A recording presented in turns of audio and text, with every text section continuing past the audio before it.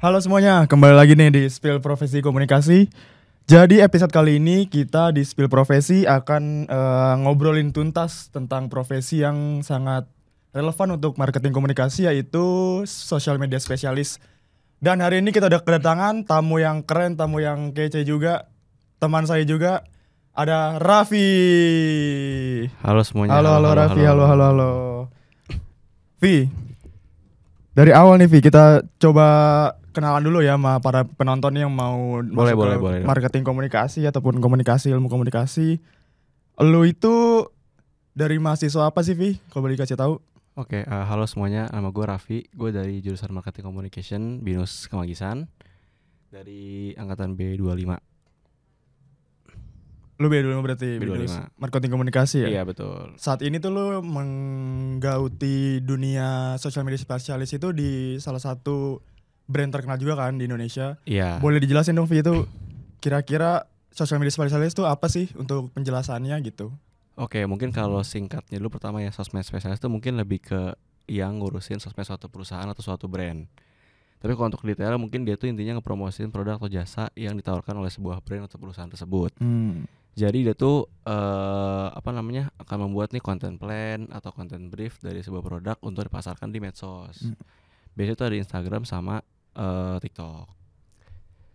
Terus juga bisa juga sebuah sosmed spesialis itu dia dari mulai bikin content brief, content plan, copywriting, sampai tag content, editing, sampai ngeposting video tersebut. Nah kalau gitu dari content plan, copywriting gitu kan justru harus punya skill kan. Nah dari sisi skill tuh harus apa sih yang dipunya dari seorang social media spesialis gitu kalau menurut lo? Mungkin kalau untuk content brief dulu kali pertama ya, itu lebih ke produk apa yang mau kita pasarin dulu sih pertama. Mungkin itu bisa kita biasanya tuh koordinasi dengan divisi bisnis dulu sih, mungkin kayak produk apa yang mau dinaikin di bulan ini atau di bulan selanjutnya. Lalu kalau misalnya udah tahu nih misalkan produk apa yang mau kita angkat, nanti baru kita bikin konten plannya. Mau konten seperti apa? Mau konten yang gimmick kah? Mau konten yang yang receh kah? Atau mau konten yang hard sell atau soft selling? Mungkin kayak gitu. Nanti setelah udah buat konten plan, baru kita bikin copywritingnya. Mau seperti apa sih hook pertamanya, di hook 3 second kalau bisa di TikTok itu. Lalu mau seperti apa soft selling atau hard selling produknya. Lalu setelah itu baru kita tag kontennya biasanya sih gitu. Oh gitu, berarti lu emang dari awal itu, dari sebelum masuk kuliah ya? Betul. Itu udah mau jadi seorang social media spesialis atau kepikiran masuk markom tuh gimana sih Vi awalnya Vi? Apa lu kecebur nih di dunia social media spesialis nih makanya langsung lu sikat-sikat aja apa gimana tuh? Boleh jelasin dong Vi? Sebenarnya kalau untuk masuk jurusannya emang dari awal emang niat sih pengen masuk jurusan komunikasi. Cuma kalau untuk kerjaan sekarang mungkin lebih ke kecebur sih. Okay. Karena emang awalnya memang nyoba-nyoba aja sih sebenarnya. Nggak ada yang terlalu pengen cobain tuh gitu. Tapi ya mumpung lagi masih muda kan coba-coba nggak ada salahnya dong kan, biar tahu. Terus ternyata sekarang kecebur, jadi ya harus belajar juga kan dalam. Oh gitu, berarti lu awalnya emang nggak berpikir ke sini banget, tapi kan sosial media makin berkembang kan. Betul. Akhirnya lu jadi social media spesialis sekarang. Betul. Nah kalau social media spesialis kan kita juga penasaran teman-temannya gimana sih aktivitas sehari-hari, apa yang harus dilakuin, apa yang jadi aktivitas buat ngisi pekerjaannya. Boleh dong Mas Raffi dijelasin pekerjaannya gimana tuh atau job desk-nya apa aja? Ya itu sih tadi yang gue bilang, job desk itu mungkin intinya kita harus ngebuat suatu konten tuh menarik untuk dijual kepada customer sih. Itu dulu. Mungkin juga untuk ngebuat konten yang benar, bukan benar sih, mungkin yang sesuai itu juga harus tahu juga target market seperti apa. Semisal kita target market Gen Z, berarti harus konten-konten yang memang lagi hype di TikTok atau di Instagram untuk gitu. Gen Z. Terus juga mungkin durasi yang cepet ya, kalau Gen Z kan dia agak bosan kalau nge-scroll video lama-lama biasanya. Tapi kalau misalnya untuk konten-konten yang untuk misalkan target marketnya di milenial atau ke atas, mungkin itu beda lagi, harus konten yang lebih serius. Mungkin gitu sih kalau untuk kontennya. Oh kalau konten sendiri kan kita bisa lihat data statistik kan, ada insight, bisa kita monitoring juga. Betul. Ngaruh nggak sih Vi untuk ke perkembangan konten lu ke depan-depannya gitu? Ngaruh dong. Biasanya gue juga pakai insight itu sih untuk jadi referensi konten sih. Misalkan konten apa yang lagi naik. Biasanya kalau di TikTok tuh ada GMV, istilahnya gross market value. Jadi konten apa yang masuk di TikTok itu kan bisa ada keranjang kuning tuh untuk check out. Betul. Nah itu namanya GMV. Nah itu biasanya gue jadiin referensi itu konten apa yang GMV tinggi. Oh gitu. Berarti itu yang disukai sama target market audiens kita. Kita akan tiru lagi konten seperti itu yang akan berulang-ulang kali. Bisa gitu sih. Lu selama ini sebagai social media spesialis ya, rata-rata per hari itu upload konten di berapa konten Vi? Kalau gue bisa buat atau konten tentu ya? Per hari sih 6. Udah ada 6 per hari. Banyak juga hitungannya ya. Lumayan banyak gitu. Lumayan. Waktu dan tenaga terkuras ya. Lumayan. Ini sehari pagi gak ada kerjaan selain konten. Tapi lu pasti kan di 6 konten itu nggak cuma branding dari brand lu doang kan, Betul. tapi pernah nggak sih ada campaign yang challenging atau yang lumayan bikin takes time, takes energi juga dari sisi social media spesialis dan pembuat kontennya gitu? Mungkin ada sih, tapi mungkin campaign itu di perusahaan gue sebelumnya mungkin ya. Karena itu pertama kali gue bikin campaign sih. Bukan bikin sih, lebih ke diikut sertakan untuk bikin campaign bareng tim-tim yang lain juga. Dan juga mungkin yang lebih susahnya karena kita menargetkan target market yang baru. Yang sebelum mungkin kita ke arah millennials, kita berubah ke Gen Z. Jadi shifting itu lumayan agak ngeraba ya, mau kayak gimana bikin campaignnya. Lalu juga di antara komunitas-komunitas lain, kita yang pertama kali kita bukan yang pertama kali bikin campaign, jadi harus bikin campaign yang unik. Itu sih paling. Dan juga waktu itu sih lebih kepada kita pengen bikin sesuatu yang unik tapi memorable juga untuk customer. Harus kayak gitu ya. Harus kayak gitu. Ya udah sih akhirnya kayak gitu, terus akhirnya kita menentukan bikin sebuah maskot juga dari situ. Oh, Dari campaign lari ke maskot juga supaya mengingat sama brandingan dari brand lu sendiri. betul, itu ya. jadi menggambarkan juga sih perusahaan gue tersebut itu. Nah, tadi kan kalau lu nyebutin target market dari konten-konten lu, pasti lu punya dong tools buat ngeanalisa siapa nih yang nonton kita, siapa nih yang jadi viewers kita itu. Ada nggak sih tools yang lu pakai gitu dari yang pemula sampai yang akhirnya bisa yang ke expert gitu? Mungkin kalau yang biasa gue pakai sehari-hari sih mungkin hanya dari Instagram Insight aja sih, sama TikTok Insight juga. Gitu-gitu aja ya, gitu-gitu aplikasi-aplikasi sih. simpel aja yang Betul. bisa lu langsung klik langsung kebuka ya. Betul, nggak ada yang terlalu spesifik banget sih kalau untuk anak komunikasi mungkin ya, kalau nanti kerja di bidang sosmed spesialis. Nah, kalau dari segi komunikasi nih Vi, lu kan jurusan Markom ya? Betul. Itu dijelasin gak sih di kuliah lu tentang analisis data, tentang insight and monitoring gitu-gitu dijelasin gak sih Vi? Mungkin kalau di dulu kuliah lebih ke ngebuat konten yang benar sih, mungkin lebih Gitu drafting ya, lebih ke betul, drafting lebih ke ya. drafting dan juga eksekusi konten seperti apa.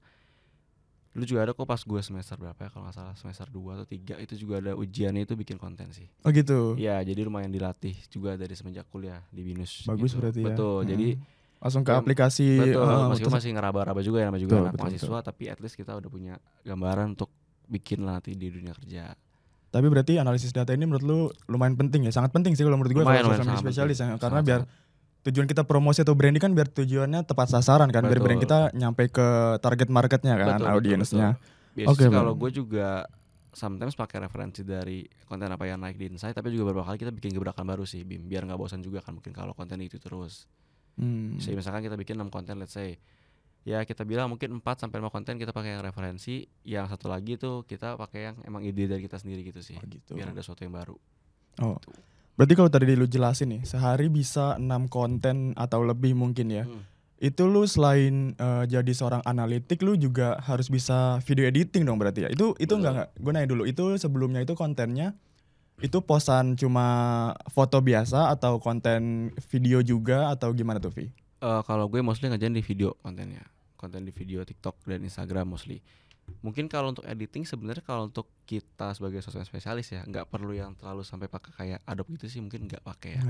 Hanya aplikasi kayak CapCut gitu sih harus yang simpel-simpel aja ya. Simpel-simpel aja. Karena kalau misalkan untuk editing yang lebih detail seperti kayak TVC itu kan dia udah ada editor sendiri biasanya, bukan di bidang kita juga gitu sih. Nggak terlalu yang ribet banget sih, kan lagi yang CapCut juga pasti kan bikin TikTok pakai CapCut biasanya kan, jedak-jeduk pakai CapCut. Jadi harusnya lebih familiar sih harusnya sebenarnya. Lu juga bikin konten jedak-jeduk berarti? Betul sekali, bikin juga.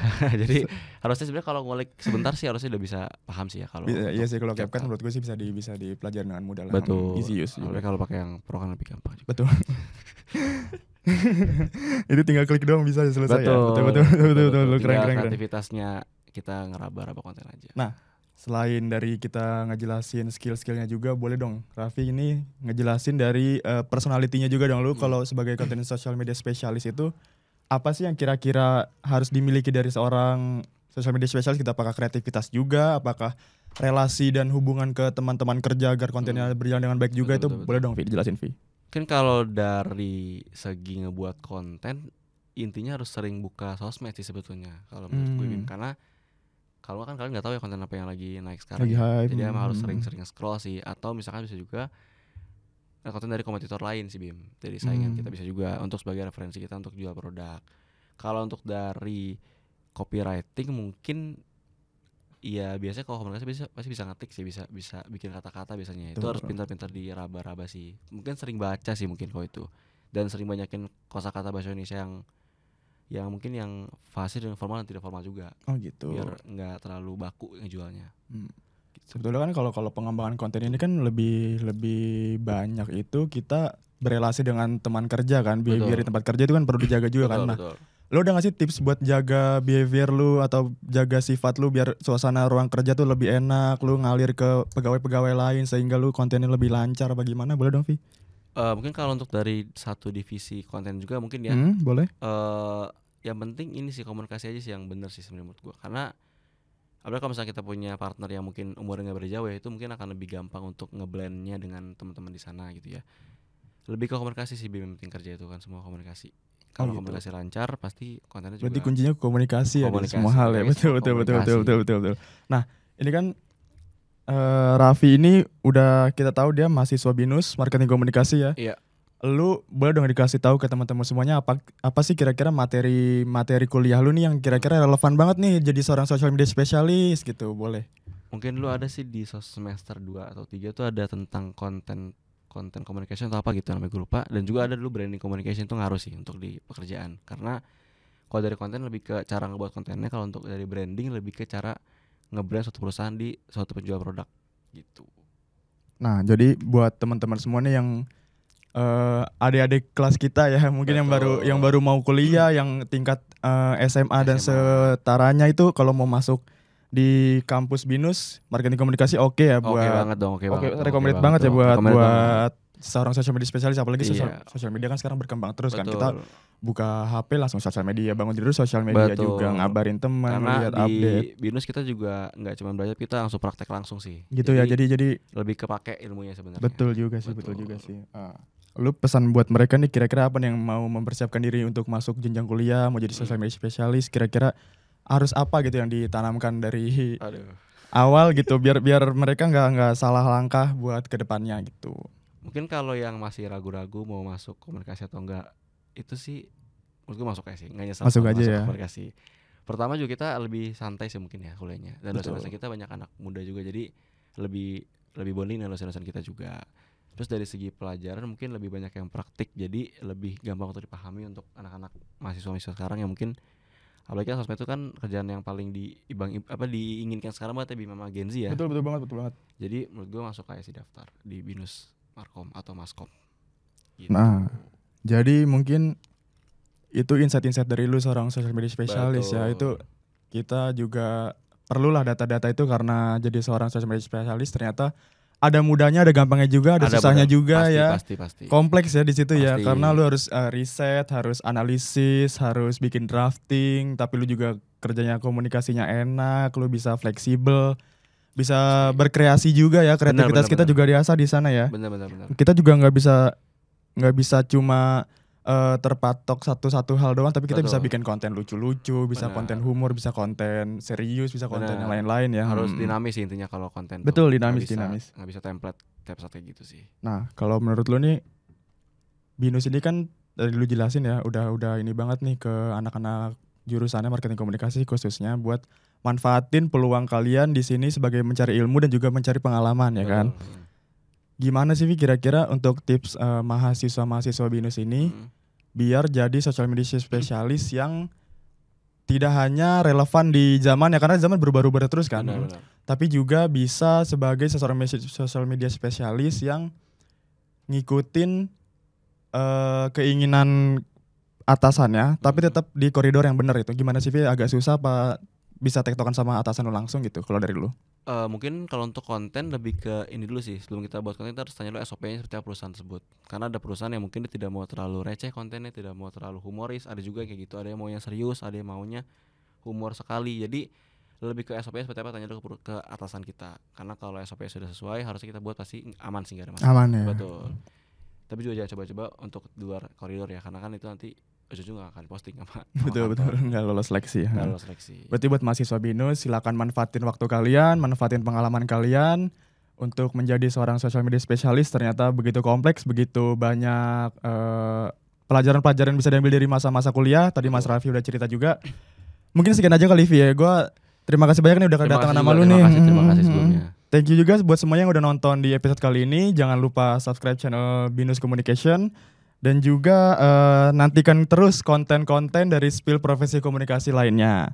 buat kalian yang mau cari insight, cari pengalaman, cari pengetahuan dari konten-konten ini, semoga ilmu-ilmu dari narasumber kita Mas Raffi yang keren ini dapat tersampaikan dengan baik, dengan jelas, sehingga teman-teman semua dapat menerimanya dengan mudah. Amin, amin. Sekian dari saya, Vi. Terima kasih banyak sudah Terima kasih, datang. terima Sehat-sehat kasih. selalu, lancar-lancar, Sehat sukses selalu. Sehat selalu, makasih. Kita pamit ya, Vi ya. Pamit dong. Pamit dong. Kita Bye-bye. tutup. Terima kasih. Dadah.